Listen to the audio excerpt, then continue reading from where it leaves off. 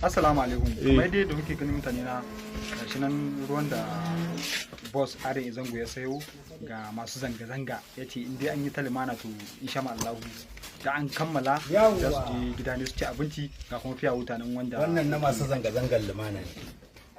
Idan aka koma ya koma wani abu daban kuma babu hannun mu a ciki, amma muna goyon bayan gwamnati ta gyara halin da al'umma ke ciki ko ina da ko ina kasar nan, musulmi, kirista, yaro da tsoho ma wanda bai san komai ba.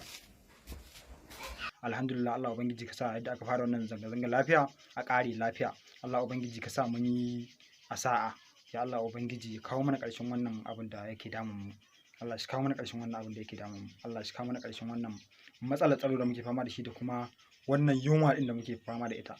Allah ubangiji ka sa wayannan shugabannin namu hankalin su karkata su gano gaskiya, su kama abin nan nasu, su kama abin nan nasu da suke jagorantar da suke su yi a gaskiya. Allah ubangiji ya taimake su, kuma sannan Allah ubangiji ya karkato da hankalin su fahimci cewa lallai har yanzu Najeriya muna cikin matsala. Allah ubangiji ya kawo mana gyara.